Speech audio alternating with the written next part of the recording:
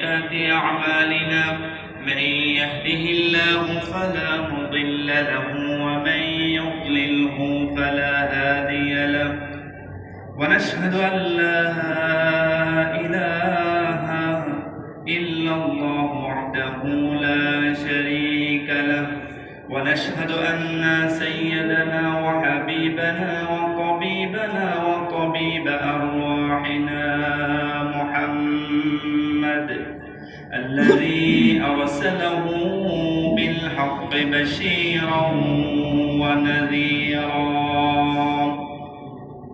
وداعيا إلى الله بإذنه وسراجا وقمرا منيرا أما بعد فقد قال الله تعالى في كلامه المجيد والفرقانه الحميد সবাই জবান খুলে পড়ুন আউযু বিল্লাহি মিনাশ শাইতানির রাজীম বিসমিল্লাহির রাহমানির রাহিম ইয়া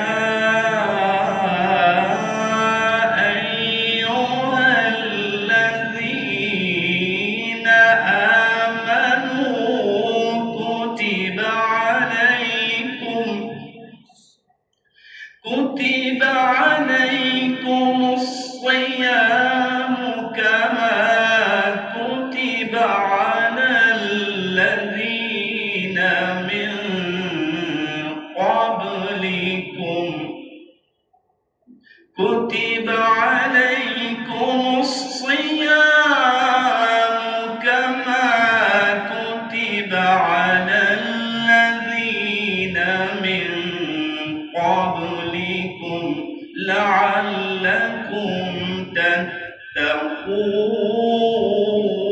تتقون إن الله وملائكته يصلون على النبي يا أيها الذين آمنوا صلوا عليه وسلموا تسليما اللهم صل على سيدنا مولانا محمد وعلى آل سيدنا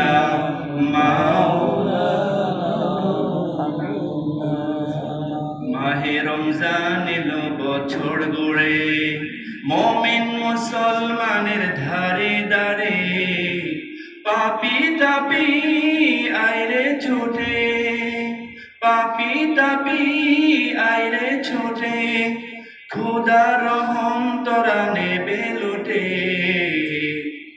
পাহাড় সমান গুনার বোঝা দিবে রহিম সবই ক্ষমায় আল্লাহুম্মা সাল্লি আলা সাইয়্যিদিনা মাওলানা মুহাম্মদ ওয়া আলা আলি সাইয়্যিদিনা মাওলানা মুহাম্মদ তাহাজ্জুদের জায়নামাজে মরণ দিও প্রভু আমায় ইকামতে দ্বীনের কাজে কবুল করে নিও আমায় আল্লাহুম্মা সাল্লি আলা সাইয়্যিদিনা মাওলানা মুহাম্মদ ওয়া আলা আলি সাইয়্যিদিনা মাওলানা সকল প্রশংসার একমাত্র মালিককে আল্লাহ সে আল্লাহর জন্য সবাই পড়ছি কালিমাতুশ শুকর আলহামদুলিল্লাহ করেন আল্লাহু আকবার কবীরা আলহামদুলিল্লাহ কাসীরা সুবহানাল্লাহি বুকরাতাও ওয়া আসীলা আমরা প্রশংসা করলাম কার? আল্লাহর প্রশংসা করে খুশি না বেজার? খুশির সাথে বলেন তো আলহামদুলিল্লাহ। সম্মানিত হাজিরিন, আমাদের সামনে পবিত্র মাহে রমজান আগমন করেছে। এতদিন আমরা মাহে রমজানের অপেক্ষায় ছিলাম। মাহে রমজান আসবে, আমরা সিয়াম সাধনা পালন করব, সালাতুত তারাবি আদায় করব, সালাতুত তাহাজ্জুদ আদায় করব, ইফতারের সময় দোয়া করব। এই জাতীয় একটা প্ল্যান নিয়ে আমরা সামনে মাহে রমজানকে সফল করার একটা পরিকল্পনা হাতে নিয়েছি। সেই রমজান আমাদের সামনে এসেছে। তো রমজান আমাদের কি জন্য এসেছে? রমজান থেকে আমরা কি হাসিল করতে চাই? মহান রব আমাদেরকে কি দিবেন বা উদ্দেশ্য বা কি ছিল, সেই বিষয়ে কিছু কথা আপনাদের সামনে আমি শেয়ার করার চেষ্টা করবো। আল্লাহ পাক আমাকে আমল করার নিয়তে বলার, আমরা যারা শুনবো সকলকে আমলের নিয়তে শোনার তৌফিক যেন দান করেন, আমরা পড়ি আমিন। সম্মানিত হাজিরিন, আল্লাহ পাক আমাদেরকে এমনি এমনিতে কিন্তু সৃষ্টি করেন। আমাদেরকে কি এমনি এমনিতে সৃষ্টি করেছেন? সৃষ্টির পিছনে একটা উদ্দেশ্য আছে না নাই? বলেন সবাই, বলেন উদ্দেশ্য আছে না নাই? আচ্ছা এখন বলেন, উদ্দেশ্য আগে না সৃষ্টি আগে? সবাই বলেন উদ্দেশ্য আগে না সৃষ্টি আগে? আপনি একটা ঘর নির্মাণ করবেন, ঘর তৈরি করবেন শুধু, নাকি বসবাস করা তার উদ্দেশ্য? কি উদ্দেশ্য? বসবাস করা। এই বাড়ি বানাবো, শুধু বাড়ি বানাবো এই উদ্দেশ্য নয়। আমার উদ্দেশ্য হচ্ছে কি, সে বাড়ি বানাবো, বাড়িতে বসবাস করবো। তো আল্লাহ রাব্বুল আলামিন আমাকে আপনাকে আশরাফুল মাখলুকাতকে সৃষ্টি করেছেন, তার উদ্দেশ্যটা কি? আল্লাহ রাব্বুল আলামিন কোরআনুল কারীমের 51 নম্বরের সূরা সূরাতুজ যারিয়াতের 56 নম্বর আয়াতের মধ্যে জানিয়ে দিলেন, ওয়া মা খালাকাতুল জিন্না ওয়াল ইনসা ইল্লা লিয়াবুদুন। জোরে বলেন আল্লাহু আকবার। আল্লাহ রাব্বুল আলামিন বলেন, and Allah created not the jinns and human except that they should worship my alone. আমি মানুষ এবং জিন জাতিকে সৃষ্টি করেছি একমাত্র আমি রবের ইবাদত করার জন্য। জোরে বলেন আল্লাহু আকবার। তাহলে উদ্দেশ্যটা পেলাম কি? আমাদের সৃষ্টি করার উদ্দেশ্য হচ্ছে কি? ইবাদত করা। কথা বলেন, কি করা? ইবাদত করা হচ্ছে আমাদের উদ্দেশ্য। তাহলে সূরাতুল বাকারার 2 নম্বর সূরা সূরাতুল বাকারা এর 21 নম্বর আয়াতের মধ্যে আল্লাহ রাব্বুল আলামিন জানিয়ে দিলেন, ইয়া আইয়ুহান নাসু আবুদু রাব্বাকুমুল্লাযী খালাকাকুম ওয়াল্লাযীনা মিন ক্বাবলিকুম লাআল্লাকুম তাত্তাকুন। O mankind, worship your lord. হে মানুষ, তোমাদেরকে সৃষ্টি করা হয়েছে মহান রবের দাসত্ব গোলামি করার জন্য। জোরে বলেন আল্লাহু আকবার। তাহলে মহান রবের দাসত্ব ইবাদত করলে ফায়দাটা কি? আমাদেরকেও সৃষ্টি করেছেন, আমাদের পূর্ববর্তী যত মানুষকে আল্লাহ পাক সৃষ্টি করেছেন, সকলের উদ্দেশ্য ছিল মহান রবের ইবাদত করবে, আর ইবাদতের মাধ্যমে তাকওয়া পরহেজগারিতা অর্জন করতে পারবে। জোরে বলেন আল্লাহু আকবার। তাহলে আমরা যখন ইবাদত করব, উদ্দেশ্য আল্লাহর ইবাদত করা, আর ইবাদত করলে আমরা তাকওয়া অর্জন করতে পারবো, পরহেজগারিতা অর্জন করতে পারবো। আবার কোরআনুল কারীমের 2 নম্বর সূরা সূরাতুল বাকারা এর 183 নম্বর আয়াতের মধ্যে রব্বুল আলামিন জানিয়ে দিলেন, ইয়া আইয়ুহাল্লাযীনা আমানু কুতিবা আলাইকুমুস সিয়ামু কামা কুতিবা আলাল্লাযীনা মিন ক্বাবলিকুম লাআল্লাকুম তাত্তাকুন। জোরে বলেন আল্লাহু আকবার। আল্লাহ পাক বলেন, আমি মানুষকে, হে ঈমানদারগণ, তোমাদেরকে আমি তোমাদের উপর রোজা ফরজ করে দিয়েছি, তোমাদের পূর্ববর্তীদের উপর ফরজ করে দিয়েছিলাম। আশা করা যায় এই সিয়াম সাধনার মাধ্যমে তোমরা তাকওয়া অর্জন করতে পারবে। তাহলে 2 আয়াত থেকে আমরা পেলাম, ইবাদত করলেও তাকওয়া অর্জন করা যায়, সিয়াম সাধনা করলেও তাকওয়া অর্জন করা যায়, পরহেজগারিতা অর্জন করা যায়, অন্তরের মধ্যে আল্লাহর ভয় পয়দা করা যায়। যাই না বলেন? আপনি যে রোজা রেখেছেন তার কোনো প্রমাণ আছে? কথা বলেন, প্রমাণ আছে? দুনিয়ার বুকে কোনো প্রমাণের দরকার নাই। কার বয়ে আমরা রোজা রেখেছি? কথা বলেন, কার বয়ে? আমরা গোপনে খেতে পারতাম, কিন্তু মহান রবের ভয়ে আমরা খাচ্ছি না। কে কি বললো দেখার বিষয় নয়, কারো পরিচয় দেওয়ার জন্য নয়। আমি রোজাদার, আমি ইমানদার, আমি আল্লাহওয়ালা, এ উদ্দেশ্য নয়। একমাত্র উদ্দেশ্য হতে হবে কার? কথা বলেন, কার? আল্লাহ রাব্বুল আলামিন 6 নম্বর সূরা সূরাতুল আনআমের 162 নম্বর আয়াতের মধ্যে জানিয়ে দিলেন, কুল ইন্না সালাতি ওয়া নুসুকি ওয়া মাহইয়ায়া ওয়া মামাতি লিল্লাহি রাব্বিল আলামিন। Say, O Muhammad sallallahu alaihi wasallam, my prayer, my salat, my sacrifice, my living, my death are for Allah, the Lord of the world. Allahu Akbar. হে নবী, আপনি বলেন আমার নামাজ, আমার কুরবানি, আমার জীবন, আমার মরণ সব কিছু কার জন্য? কথা বলেন কার জন্য? আমরা যে রোজা রাখছি কার জন্য? কার সন্তুষ্টির জন্য? ইবাদত করব কার সন্তুষ্টির জন্য? আবার গভীর রজনীতে এক শ্রেণীর আল্লাহর প্রিয় বান্দা আছে যারা গভীর রজনীতে সিজদায় পড়ে পড়ে তাহাজ্জুদের নামাজ পড়ে। আপনারা বলেন তাহাজ্জুদের নামাজ যারা পড়ে কার সন্তুষ্টির জন্য পড়ে? আবার আমরা দান সদকা করে থাকি কার সন্তুষ্টির জন্য? মানুষের দেখানোর উদ্দেশ্য আছে বলেন? মানুষকে খুশি করার জন্য নয়, একজনকে খুশি করতে চাই, চিৎকার করে বলতে হবে তিনি কে? আল্লাহ। সে আল্লাহর খুশি পেতে খুশি করতে চাই, সেই মহান রবের সান্নিধ্য আমরা পেতে চাই। জোরে বলেন আমিন। সম্মানিত হাজিরিন, আবার বিশ্বনবী সাল্লাল্লাহু আলাইহি সাল্লাম মদিনার টাওয়ার থেকে আমাদের জন্য সুসংবাদ প্রদান করে দিয়েছেন যে মান সামা রমাদান ঈমানান ওয়া ইহতিসাবান গুফিরা লাহু মা তাকাদ্দামা মিন যানবিহি। জোরে বলেন সুবহানাল্লাহ। যে ব্যক্তি ঈমান এবং চেতনা সহকারে সওয়াবের নিয়তে মাহে রমজানের রোজা রাখে, তার ফায়দাটা কি? তার পূর্বের যে গুনাহগুলো ছিল, পরবর্তী যে সমস্ত গুনাহ হবে সেই সমস্ত গুনাহগুলোকে মাফ করে দিবেন কে? আল্লাহ। দেখছেন তাহলে লাভ না লস? কথা বলেন লাভ না লস? দেখছেন আমার আপনার যত গুনাহ আছে গুনাহ মাফ করে দিবেন। তাহলে রোজা হচ্ছে তাকওয়া অর্জনের মাধ্যম, রোজা হচ্ছে গুনাহ মাফের অন্যতম মাধ্যম। জোরে বলেন আল্লাহু আকবার।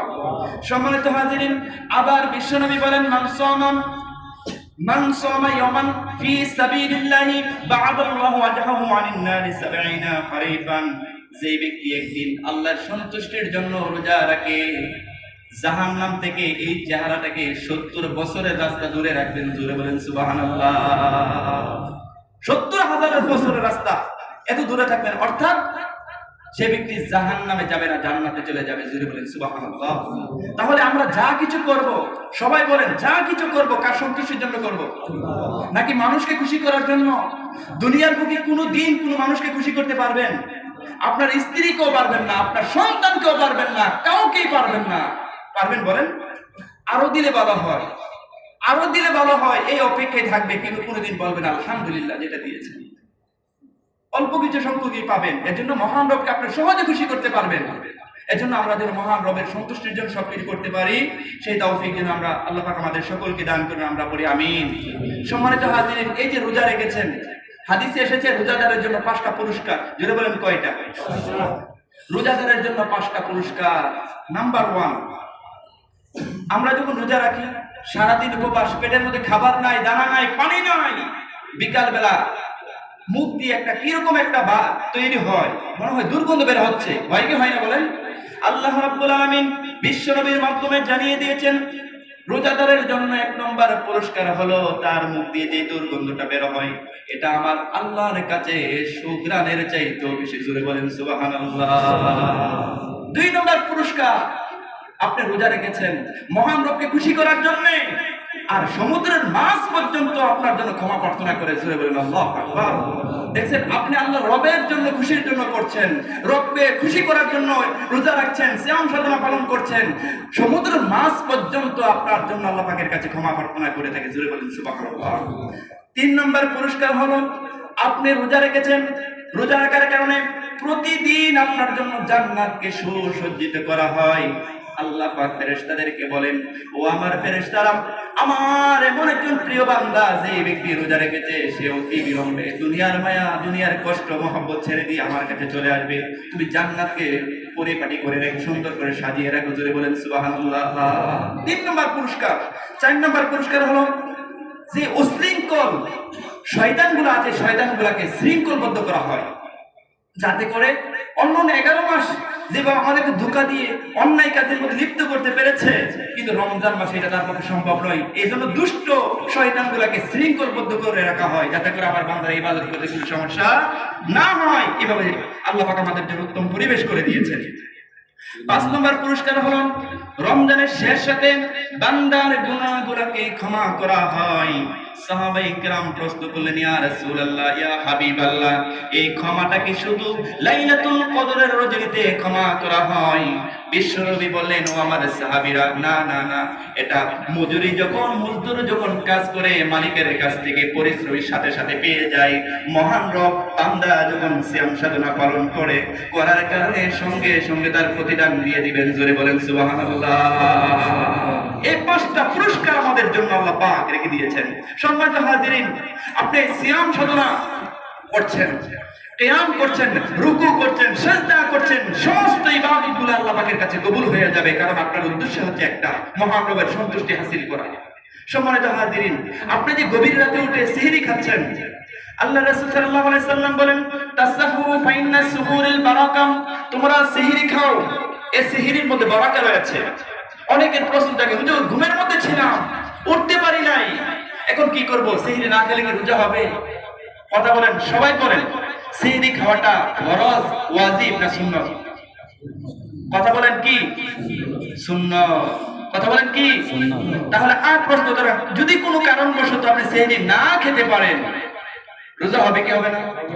কথা বলেন, হবে কি হবে না? আর প্রশ্ন করা দরকার আছে?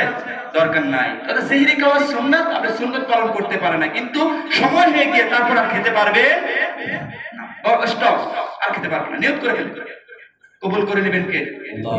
আবার বিশ্বনবী বলেন, ইন্নাল্লাহা ওয়া মালাইকাতাহু ইউসাল্লুনা আলাল মুতাসাহহিরিন, নিশ্চয়ই আল্লাহ রাব্বুল আলামিন এবং তার ফেরেশতারা যারা সিহরি গ্রহণ করে তাদের মাগফিরাতের জন্য আল্লাহ পাকের কাছে ক্ষমা করে, জোরে বলেন, ক্ষমা প্রার্থনা করে, জোরে বলেন সুবহানাল্লাহ।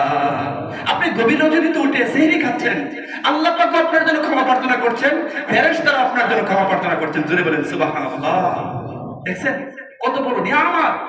আরেকটা হাদিস শুনেন, আল্লাহর রাসূল সাল্লাল্লাহু আলাইহি সাল্লাম বলেন, লা তাযালু উম্মতি বিখাইরিন মিন আজ্জালুল ফিত্রি ওয়া আখখারুস সুহুর। এটা আমাদের মধ্যে অনেকের সমস্যাটা হতে পারে, একটু খেয়াল করেন যে যেই ব্যক্তি তাড়াতাড়ি ইফতারি করবে, কি করবে? কথা বলেন, কি করবে? তাড়াতাড়ি ইফতারি করবে। ইফতারের সময় হয়ে গেলে বিলম্ব করবেন না, তাড়াতাড়ি ইফতারি করে ফেলবেন। আর সেহরিটা খাবেন কখন? শেষ সময়। অনেকে 2টার সময় খায় বসে থাকে, আছে না নাই? 3টার সময় খায় বসে থাকে, উঠতে পারি না পারি না, এরকম। আল্লাহর হাবিব বলেন, যে ব্যক্তি দেরিতে ইফতারি করবে, অর্থাৎ সময় হওয়ার সাথে সাথে ইফতারি করবে, তাড়াতাড়ি ইফতারি করবে, সেহরিটা বিলম্বে খাবে, সে সবসময় বরকতের মধ্যে, কল্যাণের মধ্যে থাকবে। জোরে বলেন আল্লাহু আকবার। কথা ক্লিয়ার না? ইফতারিটা কি করতে হবে? সময় হওয়ার সাথে সাথে বিসমিল্লাহ বলে ইফতারি করে ফেলবেন। আর সেহরিটা শেষ সময়ে খাবে। দেখেন আল্লাহ কত আমাকে ভালোবাসে। আপনি আধা ঘন্টা আগে খান, আগে হজম হয়ে যাওয়ার সম্ভাবনা আছে, যেন শেষ সময়টা খান, যাতে করে বান্দা সারাদিন রোজা রাখতে কোনো কষ্ট না হয়। আর এখন এমন একটা রমজানের মুহূর্ত আমরা পেয়েছি, মাস পেয়েছি, গরমও না, শীতও না, আবার সময়টা বড় নয়। সময়টা কি বড় বলেন? অন্যান্য সময় দীর্ঘ সময় 17 ঘন্টা 18 ঘন্টা সময় পর্যন্ত আমরা পেয়েছি, কিন্তু এমন সময়টা আমরা পেয়েছি যে রোদও কম, ঠান্ডাও কম, এমন একটা নাতিশীতোষ্ণ পরিবেশ আমরা পেয়েছি। এই রমজানের রোজা রাখতে আমাদের কষ্ট হচ্ছে, তারাবির নামাজ পড়তে কষ্ট হচ্ছে, কথা বলেন কষ্ট হচ্ছে। অন্য বছরের তুলনা আমাদের এবছরের যে তেলাওয়াত আলহামদুলিল্লাহ অনেক ভালো না? কথা বলেন ভালো কি ভালো না? আল্লাহ পাক যেন আমাদেরকে একটা নিয়ত করতে পারি যে আমি কোরআনটা সম্পূর্ণ হাফেজ হতে পারি না, নামাজের মধ্যে সম্পূর্ণ কোরআন তেলাওয়াত করা আমার পক্ষে সম্ভব নয়, কিন্তু হাফেজ সাহেবদের কোরআন তেলাওয়াতের মাধ্যমে একটা খতম দিতে চাই। এই নিয়ত করা যাবে কি যাবে না? কথা বলে যাবে কি যাবে না? আবার ইসলামিক ফাউন্ডেশন এই সিস্টেম করে দেওয়া হয়েছে যে সারা বাংলাদেশে একই, আপনি এখানে করতে পারেন না, অন্য বাড়িতে ছুটিতে চলে গিয়েছেন, ওই জায়গাতে পড়লে একই নির্দিষ্ট পারা আপনি মিলে যাবে। আলহামদুলিল্লাহ। সম্মানিত হাজিরিন, আর ইফতারি যখন আপনি করবেন, ইফতারির পরে একটা দোয়া আছে, এই দোয়াটা পড়ার চেষ্টা করবেন। যাহাবাজ জামাউ ওয়াক্তারাতিল উরুকু ওয়া সাবাতুল আজরু ইনশাআল্লাহ। এই আরবিতে না বলে বাংলাতে আপনি করেন যে পিপাসা দূর হয়েছে যখন আপনি পানি পান করবেন, পিপাসা দূর হয়েছে, খাদ্য নালীগুলো সিক্ত হয়েছে, পারিশ্রমিক অর্জিত হয়েছে ইনশাআল্লাহ। সুবহানাল্লাহ। দেখছেন, পিপাসা দূর হয়েছে, সারাদিন খান্নায় কাতর তৃষ্ণার্ত পানি পান করেছেন, পিপাসা দূর হয়েছে, খাদ্য নালীগুলো সিক্ত হয়েছে, পারিশ্রমিক অর্জিত হয়েছে। জোরে বলুন আল্লাহু আকবার। সম্মানিত হাজিরিন, আল্লাহ পাকের কাছে যারা রোজাদার তাদের জন্য 10টা ফজিলত রয়েছে, 10টা মর্যাদা রয়েছে। কয়টা মর্যাদা? কথা বলেন কয়টা? 10টা। নাম্বার 1 হচ্ছে রোজাদারের গুনাহ আল্লাহ পাক মাফ করে দেন। রোজাদারের গুনাহ কি করে দেন? মাফ করে দেন। মান সাওমা রমাদান ঈমানে ইহতিসাবান গুফিরা লাহু মা তাকাদ্দামা মিন যানবি। যে ব্যক্তি রোজা রাখে তার গুনাহগুলো কি করে দেন? আল্লাহ মাফ করে দেন। 2 নম্বর হলো প্রতিদান আল্লাহ তার নিজ হাতে দিবেন। প্রত্যেকটা সওয়াবের বিনিময়ে প্রতিদান নির্দিষ্ট। আপনি যে একটা কোরআনের হরফ পড়েন কয়টা নাকি? কথা বলেন কয়টা? রোজা কিন্তু নির্দিষ্ট নয়। তিনি মহান প্রতিপালক, যিনি গোটা বিশ্বকে নিয়ন্ত্রণ করছেন। তিনি বলেন আমি প্রতিদান দেব। as-sawmu li ana jazibi ওয়া জাযাবি। রোজা আমার জন্য রাখা হয়, তার প্রতিদান আমি সরাসরি নিজে দান করব। জোরে বলেন আল্লাহু আকবার। কতটুকু দিবেন এটা বলেন নাই। আমার বান্দা যখন মিজানের পাল্লা যখন হালকা, নেকের পাল্লা যদি হালকা হয়ে যায়, ওই রোজা সন্তুষ্টির জন্য রেখে দিয়েছেন, সেই পরিমাণ প্রতিদান দিয়ে আল্লাহ পাক আপনাকে আমাকে ক্ষমা করে দিতে পারেন কি পারেন না? দেখছেন মহান রব যে আমাদেরকে কত ভালোবাসেন, এজন্য আল্লাহ পাক এটা আল্লাহর হাতে রেখে দিয়েছেন। 3 নম্বর হলো প্রতিদান তাদের রোজাদারের প্রতিদান হলো একমাত্র জান্নাত। রোজাদারের প্রতিদান হচ্ছে কি? জান্নাত। 4 নম্বর হচ্ছে রোজাদারের রোজা কালকে আমাদের ময়দানে আপনাকে সুপারিশ করবে। কাউকে সুপারিশ করার ক্ষমতা কিন্তু আল্লাহ পাক দিবেন না। কোরআন এবং রোজা আপনাকে সুপারিশ করে। ইয়া আল কুরআন আসিয়াম ওয়াল কুরআন ইয়াশফিআন লিল আবদি। কোরআন এবং রোজা কালকে আমাদের ময়দানে আল্লাহ পাকের কাছে সুপারিশ করে। আল্লাহ সেই ব্যক্তির সারাদিন পানাহার করে নাই, বিরত ছিল, স্ত্রীর সম্পর্ক থেকে বিরত ছিল, কষ্ট করেছে, তৃষ্ণার্ত ছিল, আমার পক্ষ থেকে সুপারিশ গ্রহণ করুন। কোরআনও সেভাবে বলবে। সে গভীর রাতে উঠে কোরআন তেলাওয়াত করেছে, কোরআনকে মহব্বত করেছে, কোরআন মোতাবেক জীবনটাকে পরিচালনা করার চেষ্টা করেছে। আল্লাহ আমাদের সুপারিশ কবুল করুন। আল্লাহ পাক বলেন ফায়াশফিআন, দুইজনের সুপারিশ কবুল করে ফেলবেন। জোরে বলেন সুবহানাল্লাহ। তাহলে রোজার সাথে যে সম্পর্ক আমাদের রয়েছে, কোরআনের সাথে সেই সম্পর্ক দরকার আছে না নাই বলেন? কোরআনের সাথে সম্পর্ক যেন করতে পারি, কোরআনের সাথে কোরআন দিয়ে জীবনটাকে গঠন করতে পারি, সেই তৌফিক যেন আল্লাহ পাক আমাদেরকে দান করেন। জোরে বলেন আমিন। 6 নম্বর পুরস্কার হচ্ছে রোজাদারের মুখের গন্ধ আল্লাহর কাছে মেশকে আম্বরের চাইতে আরো উত্তম। 7 নম্বর হলো রোজাদার যখন দোয়া করে আল্লাহ পাক সঙ্গে সঙ্গে দোয়া কবুল করে ফেলেন। এটা হচ্ছে রোজাদারের জন্য মর্যাদা। যে আপনি ইফতারের পূর্ব মুহূর্তে দোয়া করুন, আমরা পরিকল্পনা যে করেছিলাম ইফতারের সামনে নিয়ে দোয়া করুন, আল্লাহ পাক দোয়া এই দোয়াটা ফিরিয়ে দেন না। আচ্ছা আপনাদের কাছে জানতে চাই, আমাদের একটা ইফতারে আমরা গিয়েছি, আজকে দ্বিতীয় ইফতার হবে, আমরা কি সবাই কি ইফতারের সামনে নিয়ে দোয়া করেছি? কথা বলেন দোয়া করেছি? জোরে বলেন আলহামদুলিল্লাহ। আপনার আমাদের কি চাওয়ার শেষ আছে বলেন? আমাদের জীবনে চাওয়ার শেষ আছে? চাইতে হবে কার কাছে? আমরা তো মানুষের কাছে চাই, সর্বপ্রথম মহান রবের কাছে চান, সেজদায় পড়ে চান, হাত তুলে চোখের পানি ছেড়ে ছেড়ে চান। আপনার মহান রব কিভাবে আপনি দিয়ে দিবে আপনি কল্পনা করতে পারবেন না। 50,000 টাকা জমি কিনেছিলেন, এখন হয়ে গেছে 50 লক্ষ টাকা। আছে না নাই? দেখছেন আপনি সারা জীবনে 50 লক্ষ টাকা কামাই করার সুযোগ আছে? যেই বেতন আমরা পাই, আল্লাহ কিভাবে বারাকা দিয়ে দিবেন, বরকত দিয়ে দিবেন আপনি কল্পনাও করতে পারবেন না। তারপরে আসুন, রোজাদার ব্যক্তি জন্য একটা দরজা আছে, বাবুর রায়্যান। 8টা যে দরজা আছে এর মধ্যে একটা হচ্ছে বাবুর রায়্যান। একমাত্র রোজাদার ব্যক্তিরাই সেই দরজা দিয়ে প্রবেশ করতে পারবে, আর কেউ পারবে না। আল্লাহ পাক বলেন রোজাদার কে কে দাঁড়াও, সমস্ত রোজাদার দাঁড়িয়ে যাবে। রোজাদার যখন দাঁড়াবে বলবে এই দরজা দিয়ে তোমরা জান্নাতে প্রবেশ করো। সকল রোজাদার জান্নাতে প্রবেশ করবে, করার পর আর কেউ যখন থাকবে না, দরজা বন্ধ হয়ে যাবে। অর্থাৎ স্পেশাল একটা দরজা আছে বাবুর রায়্যান, এই রায়্যান দরজা দিয়ে শুধু রোজাদার ব্যক্তিরাই প্রবেশ করতে পারবে, আর কেউ পারবে না, দরজা বন্ধ হয়ে যাবে। সুবহানাল্লাহ। আমরা যারা আল্লাহ সন্তুষ্টির জন্য রোজা রাখছি, আল্লাহ পাক যেন সেই বাবুর রায়্যান দিয়ে যেন আমরা প্রবেশ করতে পারি, সেই তৌফিক যেন দান করেন, আমরা পড়ি আমিন। সম্মানিত হাজিরিন, রোজাদারের জন্য জান্নাতের দরজাগুলোকে খুলে দেওয়া হয়। ইদা জাআ রমাদান ফুতিহাত আবওয়াবুল জান্নাহ। রোজাদার যারা, তাদের জন্য জান্নাতের দরজাগুলোকে খুলে দেওয়া হয়। এই 10টা পুরস্কার, 10টা মর্যাদা আল্লাহ পাক রোজাদারের জন্য রেখে দিয়েছেন। সম্মানিত হাজিরিন, আর রোজা রাখলে অনেকেই বলে আমার গ্যাস্ট্রিক, আলসার, জ্বর, ঠান্ডা, কাশি এই জাতীয় বিভিন্ন রোগ তাকে আক্রমণ করে থাকে। কেন না? বিভিন্ন বৈজ্ঞানিকেরা, বিভিন্ন সায়েন্টিস্টরা, মডার্ন মেডিকেল সায়েন্স গবেষণা করে দেখেছেন যে রোজা হচ্ছে স্বাস্থ্যের জন্য সবচেয়ে উপকারী। জার্মানির এক হাসপাতালের মধ্যে লেখা আছে যে রোজা রাখো সুস্থ থাকো, আর বিশ্বনবী বলে দেন as-sawmu tas-sumu tasihhu, রোজা রাখো সুস্থ থাকবে। সুবহানাল্লাহ বলে। তারা লেখে হাসপাতালের মধ্যে লেখা যে রোজা রাখো সুস্থ থাকবে। মুহাম্মদ বিন আব্দুল্লাহ এই কথাটা লেখা আছে। আর আমরা বলি যে রোজা আসলে গ্যাস্ট্রিক বাড়বে, আলসার হবে, ক্যান্সার হবে, এই জাতীয় দুর্বলতা প্রকাশ করে থাকি। অথচ কি উপকারিতা দেখেন। এক নম্বর, এই 21টা রোগের প্রতিষেধক হচ্ছে মাহে রমজানের রোজা। কয়টা? 21টা। বিভিন্ন গবেষণার মাধ্যমে পাওয়া গিয়েছে 21টা রোগের প্রতিষেধক হচ্ছে মাহে রমজানের রোজা। এক নম্বর হচ্ছে জৈব বিষ ধ্বংস করে। 11 মাস আমরা কত ধরনের অন্যায় কাজ করেছি, এগুলা করার কারণে আমাদের শরীরের সাথে, রক্তের সাথে জৈব বিষ মিশ্রিত হয়েছে। হওয়ার কারণে আপনার সিয়াম সাধনা পালন করার কারণে রোজা শব্দের অর্থ পুড়িয়ে ফেলা, দগ্ধ করা, নিঃশেষ করে ফেলা। আপনার ভিতরে যে জৈব বিষগুলা রয়েছে, এগুলা জৈব বিষের প্রতিক্রিয়া হিসাবে আল্লাহ পাক কাজ করে থাকেন। জোরে বলেন সুবহানাল্লাহ। 2 নম্বর হলো শরীরের প্রতিরোধ ক্ষমতা বাড়ায়। অনেকের বডি অ্যান্টিবডি দুর্বল, কাজ করে না, অ্যান্টিবায়োটিক খাইলেও কাজ করে না। তাদের জন্য একমাত্র বিজ্ঞানীরা বলেছেন যে মাহে রমজানের রোজা হচ্ছে তার জন্য রোগ প্রতিরোধ, অ্যান্টিবডি বাড়ানোর জন্য সবচেয়ে বড় ধরনের ঔষধ হচ্ছে মাহে রমজানের রোজা। তারপরে বলা হয়েছে, গবেষণা চালিয়ে দেখা গেছে রোজা শরীরের প্রতিরোধ ক্ষমতা বাড়ায়। প্রতিরোধ ক্ষমতা বাড়লে শরীরের মধ্যে বহু ধরনের রোগ হতে পারে না। যেমন প্রতিরোধ ক্ষমতা আলফা 1, আলফা 2, বিটা 2 এবং গামা রশ্মি থেকে এগুলো সৃষ্টি হয়ে থাকে। এগুলো সৃষ্টি হলে তার প্রতিরোধ ক্ষমতা বাড়ে, বাড়ার কারণে তাকে রোগ বিমার আক্রমণ করতে পারে না। 3 নম্বর হচ্ছে ওজন ও মেদ ভুঁড়ি, অ্যালঝাইমার রোগ থেকে মুক্তি পাওয়া যায়। গবেষণায় দেখা গেছে যদি কোনো ব্যক্তি 1 সপ্তাহ রোজা রাখে, সে 2 থেকে 1 কেজি ওজন কমে। আর যদি কারো মেদ ভুঁড়ি বেড়ে যায়, সে অ্যালঝাইমার রোগে আক্রান্ত হয়।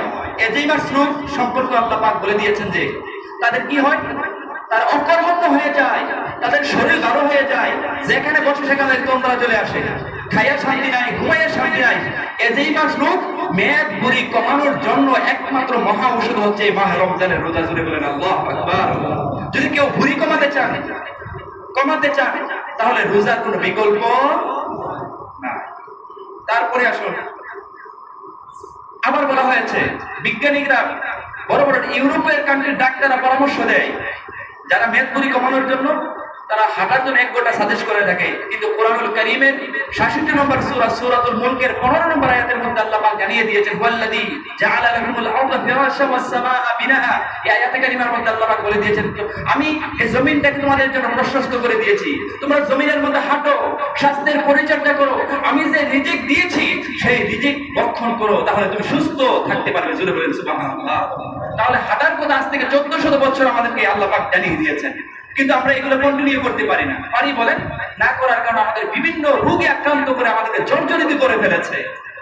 খায়া শান্তি নাই, ঘুমাইয়া শান্তি নাই, কথা বলে মজা পাই না, শুধু উগ্র মেজাজ আমাদের মধ্যে কাজ করে থাকে।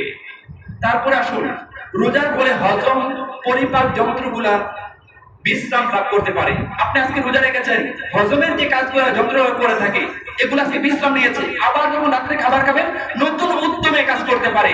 কাজ করার কারণে আপনার শরীরের হজমের দুর্বলতা, গ্যাস্ট্রিকে অবস্থা ভয়াবহ, এরকম সমস্যা হয়। কারণ নতুন উদ্যমে যখন কাজ করে ভালো কাজ করতে পারে। বৈজ্ঞানিকেরা গবেষণা করে এটাই পেয়েছেন। রোজাদার ব্যক্তি পেটের পীড়া, অজীর্ণ, বদহজমি, বিভিন্ন রোগ থেকে মুক্তি পেতে পারে মাহে রমজানের সিয়াম সাধনার মাধ্যমে। তারপর আসুন, রোজা কিডনির যে সমস্যা আছে, কিডনি রোগের একমাত্র প্রতিষেধক হচ্ছে মাহে রমজানের রোজা। উপবাস থাকা, ইউরোপ আমেরিকার বৈজ্ঞানিকেরা পরামর্শ দেন যে কিডনি রোগ থেকে প্রতিরোধ হওয়ার জন্য তাকে উপবাস থাকার পরামর্শ দেন। কারণ হচ্ছে রোজা রাখলে সোডিয়ামের মাত্রা বৃদ্ধি পায়, ক্যালসিয়াম থেকে কি হয়, কিডনিতে পাথর সৃষ্টি হয়। সোডিয়ামের মাত্রা যখন বৃদ্ধি পায় সেখানে ক্যালসিয়াম জমা হতে পারে না, ক্যালসিয়ামের কণা থেকে সৃষ্টি হতে হতে কিডনির মধ্যে পাথর সৃষ্টি হয়। বৈজ্ঞানিকেরা গবেষণা করে পেয়েছেন, এই রোজাকে গবেষণা করে, ফাস্টিংকে গবেষণা করে তারা পেয়েছেন যে রোজা হচ্ছে কিডনি রোগের জন্য একমাত্র মহা ঔষধ। জুড়ে বলেন আল্লাহু আকবার। তারপর আসুন, চর্ম রোগ থেকে মুক্তি পাওয়া যায়। আমরা রমজানের পানি কম খেয়ে থাকি, শরীরের স্কিনের মধ্যে পানির প্রবণতাটা কমে থাকার কারণে চর্ম যে রোগ আছে, চর্ম রোগের একমাত্র প্রতিষেধক হচ্ছে রোজা। আপনি রোজা রাখেন, আপনার যে স্কিনের মধ্যে যে চর্ম রোগের আক্রান্ত আছে এগুলার প্রতিষেধক হিসেবে কাজ করে থাকে। তারপর আসুন, বাথরুম যাদের আছে, বাথরুমেরও প্রতিষেধক মাহে রমজানের রোজা। ডায়াবেটিস রোগে যারা আক্রান্ত, এই মাহে রমজানের রোজা হচ্ছে তাদের জন্য বিরাট রহমত, বিরাট নিয়ামত। এগুলা তারা খাদ্য কন্ট্রোল করতে পারেন, নিয়ন্ত্রণ নিয়ে আসতে পারেন। যারা ডায়েট কন্ট্রোল করে থাকেন, যারা ইনসুলিন ব্যবহার করে থাকেন, ডাক্তারের সাজেশন নিতে হবে আপনাদেরকে। ডাক্তার আপনার ইনসুলিনের মাত্রাটা বলে দিবে, কারণ এই আপনি এই পরিমাণ আপনার রক্তের শর্করা পরিমাণ কমে যায়, ফলে রোগ নিয়ন্ত্রণে চলে আসে। আপনি দীর্ঘক্ষণ উপবাস থাকার কারণে, খাদ্যটাকে বিলম্ব করার কারণে সেই রকম অবস্থান আপনার মধ্যে সৃষ্টি হয়ে থাকে। তারপরে আসুন মানসিক রোগের, যারা মানসিক রোগে আক্রান্ত আছেন, বিভিন্ন গবেষণায় পাওয়া যায়, মিশরের বিশ্ববিদ্যালয় থেকে গবেষণা করে দেখেছেন যে 5,000 লোকের মধ্যে গবেষণা করেছেন, করার পরে দেখলেন যে যারা মাহে রমজানের রোজা রাখে আর সালাতুত তারাবির নামাজ আদায় করে, তাদের মধ্যে যে দুশ্চিন্তা, মানসিক রোগে যারা আক্রান্ত আছে, তাদের এই মানসিক রোগের অনেকাংশ উন্নতি তারা পরিলক্ষিত হয়েছে। তারপরে আসে তারাবির নামাজ পড়লে flexibility, muscle pain, joint pain, আমরা মনে করি যে পায়ে ব্যথা হয়ে যায়, হাঁটু ব্যথা হয়ে যায়, এরকম দুর্বল ফিল করে থাকি না। বিজ্ঞানীরা গবেষণা করে পেয়েছেন যে যারা তারাবির নামাজ পড়ে তাদের মাসল পেন, জয়েন্ট পেনের অনেক সমস্যাগুলো দূর হয়ে যায়। তারপরে যৌন রোগ থেকে বাঁচা যায়। যৌন রোগের কারণে বিভিন্ন ডাক্তাররা পরামর্শ দেন যে সিফিলিস রোগের জন্য রোজা রাখতে বলেন। তারপরে তারা যৌন রোগ থেকে বাঁচার জন্য রোজা রাখতে পরামর্শ দিয়ে থাকেন। বসন্ত রোগ থেকে বাঁচার জন্য তারা কি করে থাকেন? রোজার পরামর্শ দিয়ে থাকেন। এমনকি বিখ্যাত চিকিৎসা বিজ্ঞানী ইবনে সিনা বলেছেন যে কোনো পুরাতন রোগ থেকে মুক্তি পাওয়ার জন্য রোজার কোনো বিকল্প হতে পারে না। তারপর আসুন রমজান মাসে পরিচালিত গবেষণা দেখা গেছে আত্মহত্যার পরিধি অনেকাংশে কমে গেছে। কারণ রহমত দয়াকার মাস হিসাবে মানুষ আত্মহত্যা করতে চায় না, কারণ দেখা থেকে অনেকে ইবাদত বন্দী করে, আর ইবাদতের মাধ্যমে সে আত্মহত্যার চিন্তা করে না। অর্থাৎ অন্যান্য সময় যে আত্মহত্যার পরিধি এত বৃদ্ধি পেয়েছে, কিন্তু রমজান মাসে তুলনামূলক আত্মহত্যার পরিমাণ অনেকাংশে কমে গিয়েছে। এইরকম অনেক জিনিস রোজার মধ্যে উপকারিতা রয়েছে। আপনি চিন্তা করবেন না রোজা রাখলে গ্যাস্ট্রিক হয়, রোগ হয়, দুর্বল হয়ে যাবে। আল্লাহর নবী বলেন রোজা রাখো, সুস্থ থাকো। আমাদের শরীরের মধ্যে যে জৈব বিষ 11 মাসে জমা হয়েছে, এগুলোর জন্য প্রতিষেধক হচ্ছে মাহে রমজানের রোজা। আল্লাহ রাব্বুল আলামিন আমাদের সকলকে মাহে রমজানের রোজা উত্তমভাবে রেখে যেন আল্লাহ পাকের সন্তুষ্টি অর্জন করতে পারি, সেই তৌফিক যেন আল্লাহ পাক আমাদের সকলকে দান করে। আমরা পড়ি আমিন। হাযা মা ইনদি ওয়া লা ইলমু ইল্লাল্লাহ আলাইহি তাওয়াক্কালতু ওয়া ইলাইহি উনীব। আমরা যারা সুন্নাত পড়ি না, 4